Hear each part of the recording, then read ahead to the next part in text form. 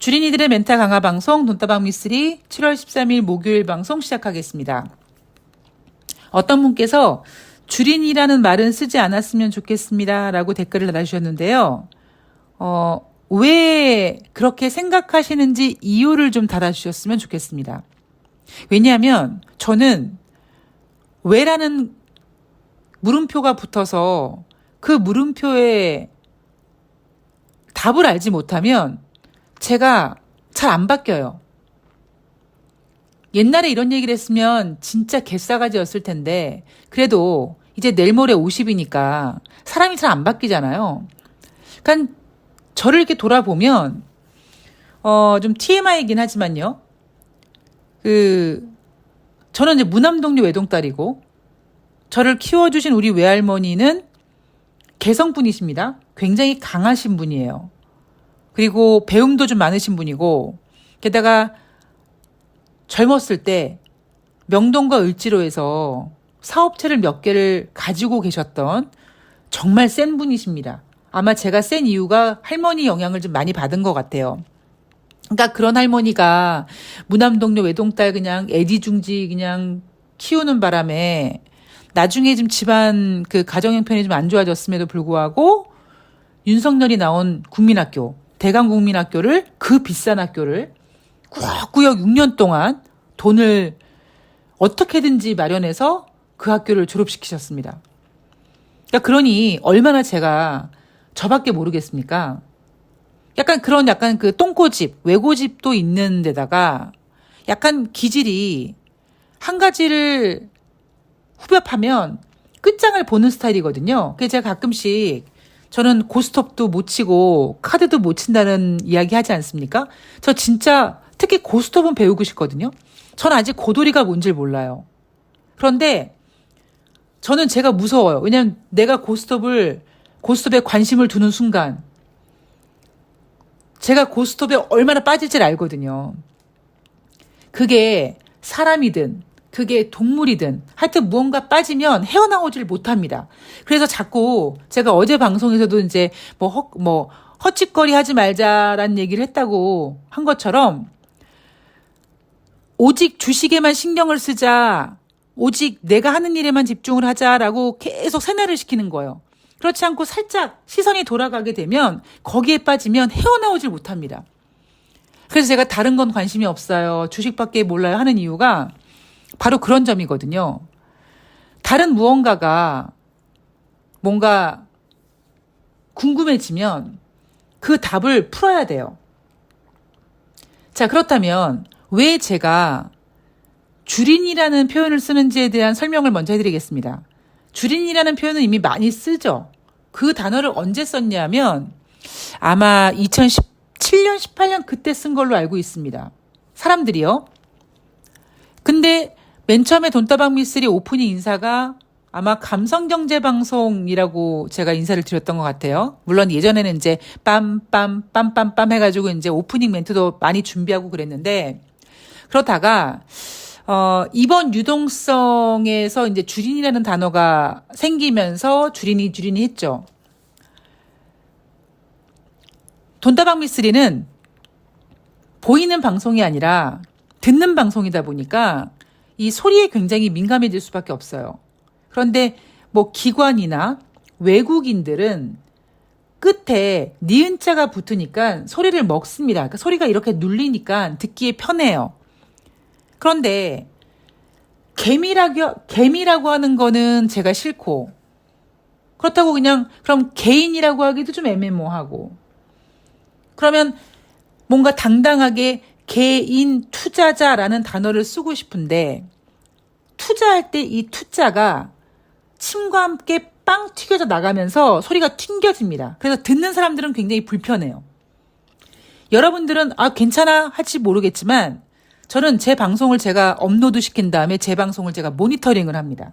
그래서 오늘은 이 발음이 좀 구리고 오늘은 이 이야기를 좀 잘못했고 이런 걸 제가 지적해내거든요.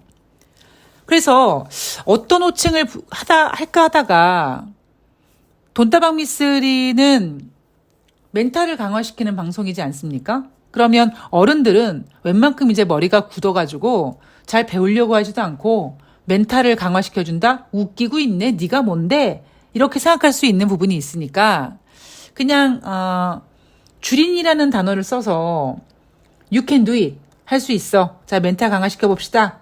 자, 이것도 해봅시다. 저것도 해봅시다. 이렇게 뭔가 정말 어린아이가 뭔가 배워가는 이런 느낌처럼 그 배워가는 가운데 멘탈도 강화시키고 뭐 이런 것도 할 수 있는 방법. 이런 걸 표현하는 거는 주린이 표현이 나쁘지 않겠다라고 생각을 해서 이제 주린이라고 표현을 한 겁니다. 그러니까 제가 주린이라는 단어를 쓰는 이유는 바로 이거예요.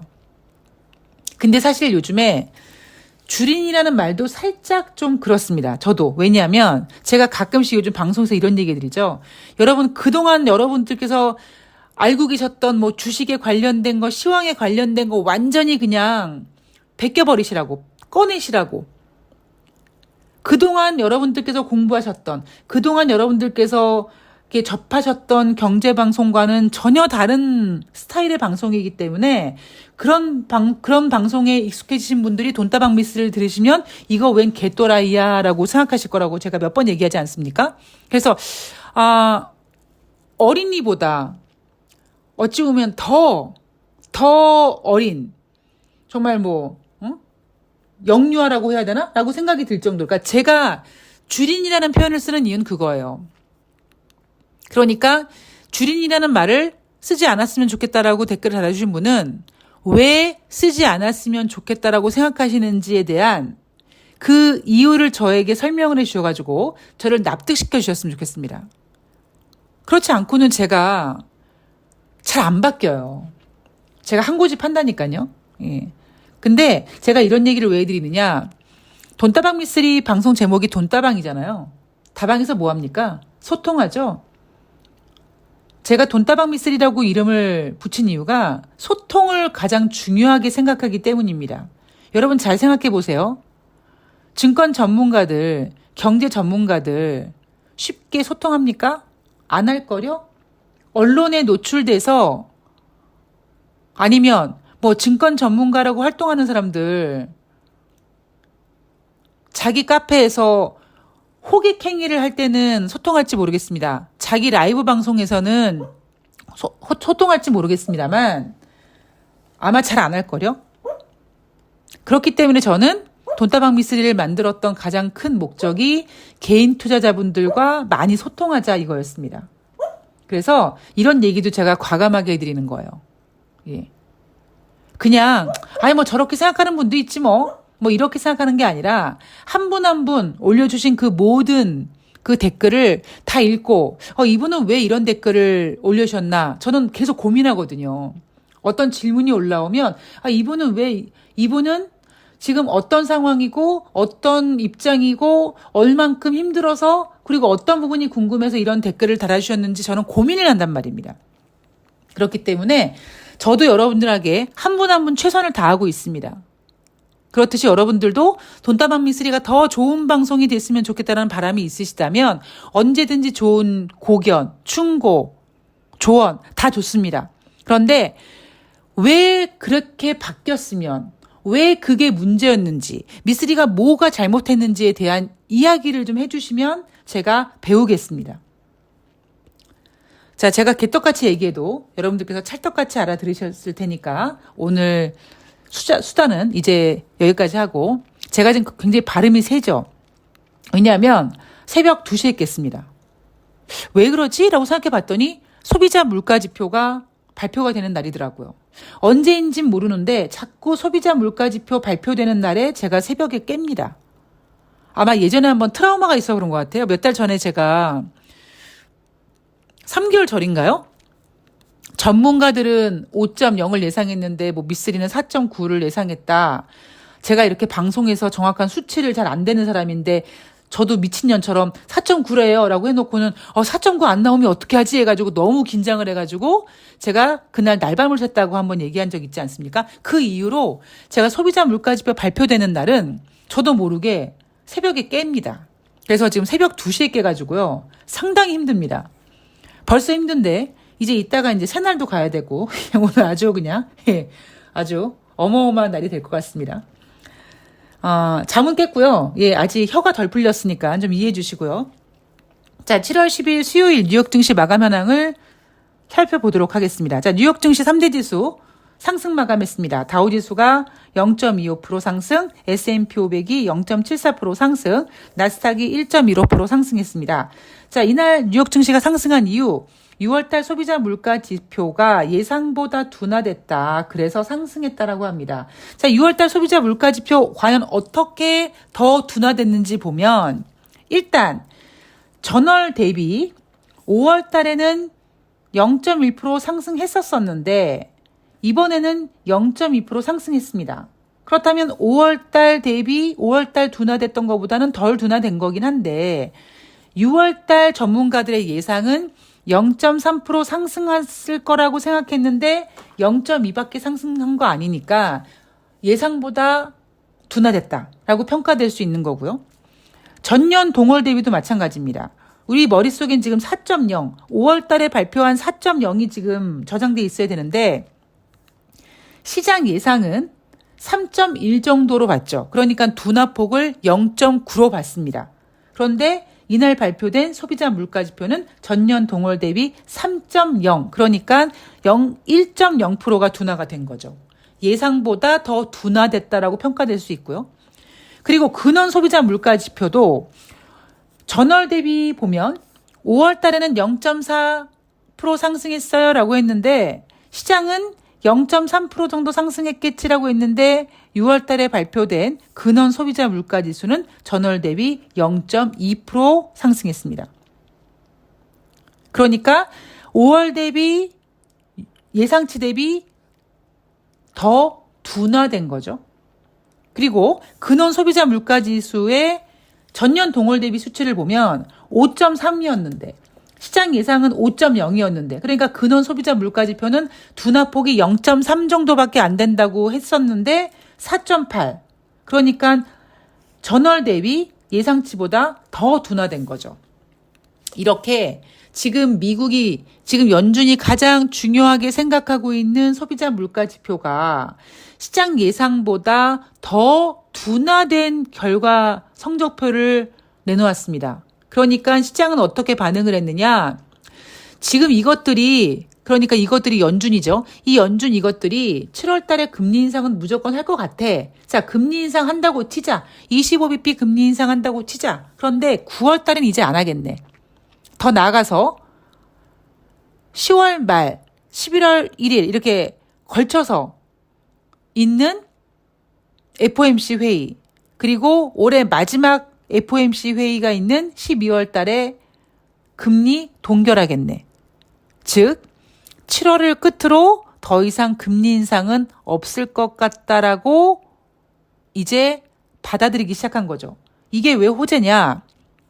얼마 전까지만 하더라도, 최근만 하더라도 제롬 파월 연준 의장을 비롯한 거의 모든 대부분 연준 위원들이 인플레이션 2% 될 때까지 갈 길이 멀다, 금리 인상할 거다, 연속해서 2번 할 거다. 이런 식으로 시장에다가 퍼뜨려 놨기 때문에 이런 인플레이션 지표를 보고 야, 니네가 굳이 또 9월 달에 해야겠냐?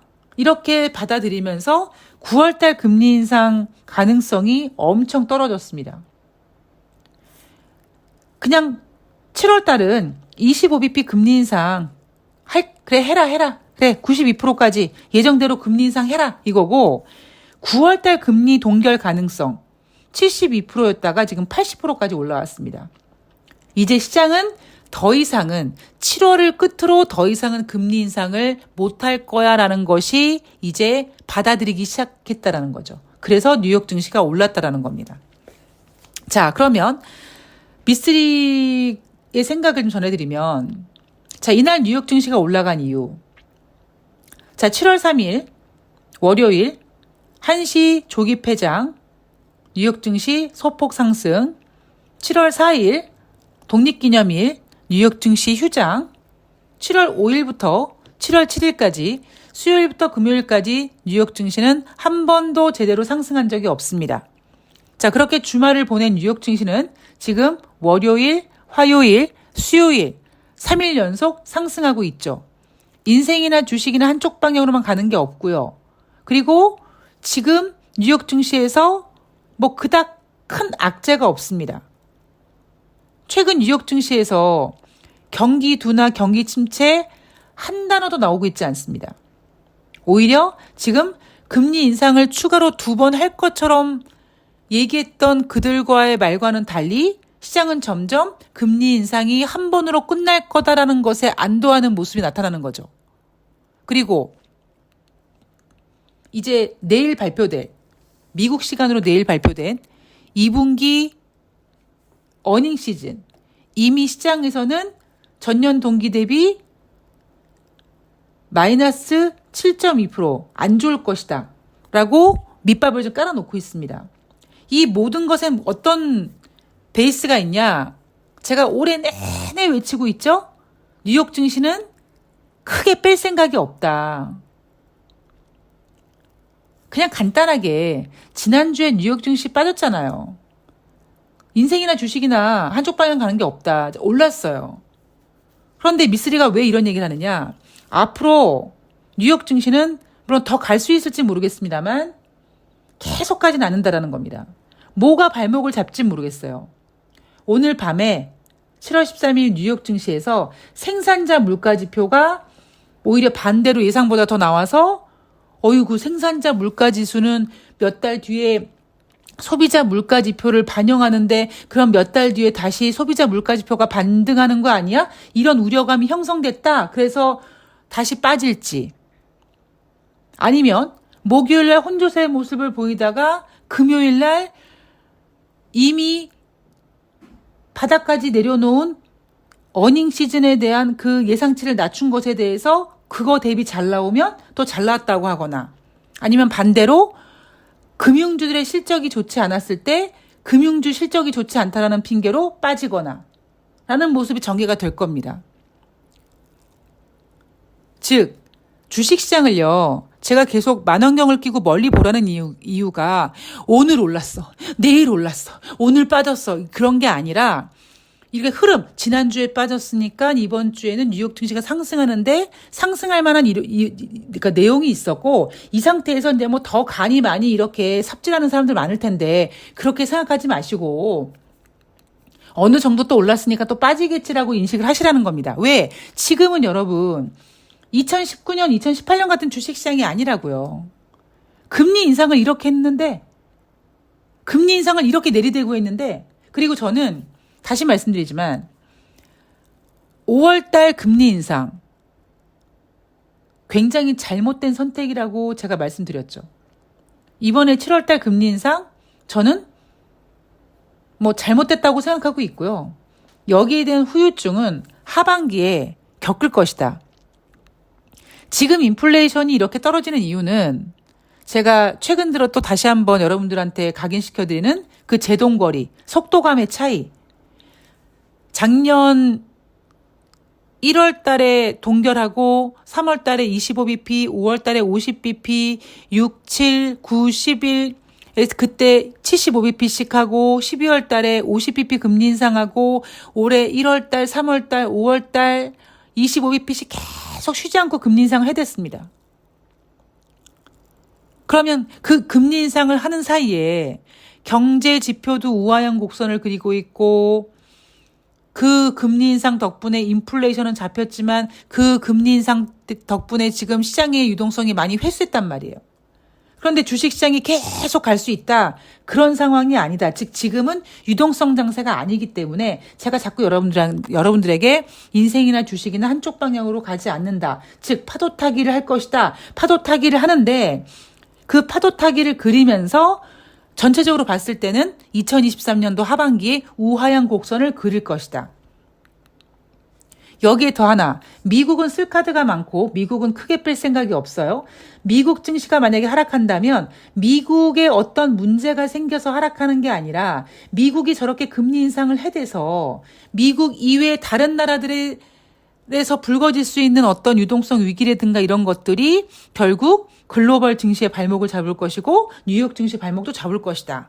라는 것이 제 시황이에요. 당장 오늘 이제 좀 있다가 금통위에서 대한민국 금리를 결정하는데 금리 동결한다면서요. 지금 7월 달에 25bp 금리 인상, 연준의 금리 인상이 확실한데 그렇게 되면 대한민국과 미국의 금리 차가 2%입니다. 여기에다가 우리나라는 지금 부동산 살리겠다고 금리 동결을 못하고 있고 세계에서 가계대출 1위기 때문에 가계대출 부채 때문에 지금 금리 인상을 못하고 있지만 뭐 유럽이나 이런 나라들 금리 인상 계속하지 않습니까? 오히려 서프라이즈로 막 25bp 한다 그랬다가 50bp 하지 않습니까? 그럼 그들은 그렇게 금리 인상하는 동안 미국만큼 쓸 카드가 별로 없거든요. 그럼 그들이 그렇게 금리 인상하는 가운데 분명히 경기 둔화가 나타날 거고 어디 한순간가 삐걱삐걱 될 겁니다. 제가 보는 시황관이 그거예요. 제가 너무 넓게 봐서 미쓰리가 얘기하는 게 무슨 소리인지 모르겠어라고 이해하실 수, 그렇게 생각하실 수도 있는데요. 결국 넓게 보면 그겁니다. 이걸 지금 제가 몇 개월째 거의 반년을 넘게 지금 되풀이하고 있죠. 미국은 크게 뺄 생각이 없다. 쓸 카드가 많다. 그런데 경제지표와 금리 인상과 인플레이션이 각자 갖고 있는 속도감의 차이가 있다. 금리 인상을 75bp 꽉 했다고 바로 인플레이션이 꽉 잡히는 게 아니라 브레이크를 걸어주는 게 아니라 쭉 끌려나가는 제동거리가 있기 때문에 작년 하반기에 했던 과격한 금리 인상이 이제 와서 인플레이션을 잡아주는 효과를 보여주는 거다. 그런데 그 사이에 경제지표가 많이 훼손됐고 미국뿐만 아니라 다른 나라들은 같이 금리 인상을 하는 가운데 미국처럼 쓸 카드가 별로 없다 보니까 분명히 하반기에 어떤 부작용이 생길 것이다. 제가 지금 가장 큰 걱정은 그거죠. 그 부작용이 한국에서 생기면 안 될 텐데입니다. 지금 한국 너무 대책이 없어요. 제가 어제 방송에서도 가슴이 답답하다 이런 얘기 해드렸는데요. 금리 인상을 못한다. 가계대출은 세계 1인데 지금 나오는 그 경제 기사는 뭡니까? 부동산 분양이 잘 된다 이런 식으로 마치 부동산도 포머성 매수세를 끌어당기잖아요. 부동산 바닥일 거라고 해서 안 사고 있었는데 자꾸 분양이 잘 된다고 하고 주택 가격이 바닥을 찍고 반등한다고 하니까 현금 갖고 있는 사람들이 이제 올라가기 시작하나 봐. 지금 안 사면 안 될 것 같아. 이렇게 뛰어들고 있고 이게 이제 나중에 어느 순간 엉망진창이 될 거라는 거죠. 자, 그리고 대한민국 주식시장 전고점이 2650입니다. 전일 고점이 2574포인트입니다. 제가 그랬죠? 오르락 내리락 오르락 내리락 오르락 내리락 오르락 내리락 할 거라고요. 네. 2650 아마 그 근처까지는 가겠지만 뚫기 좀 어려울 거예요. 왜? 조금만 올라오면 내 거 먼저 팔아야지 하고 하는 매물들이 쏟아져 나올 거기 때문에 2650 근처만 가면 기관들이 또 먼저 더 팔아야지 할 거기 때문에 2650 뚫는 게 아마 여의치 않지 않을까 생각이 듭니다. 자, 여하튼 여러분들께서 미쓰리의 시황관을 참조하셔가지고 그리고 다른 경제방송도 잘 들으시고 현명하고 지혜로운 투자하시기 바랍니다. 저는 오늘 방송은 여기까지 하고요. 좀 이따 좀 정신 좀 차리고 이따가 5시에 새날에서 뵙도록 하겠습니다. 고맙습니다.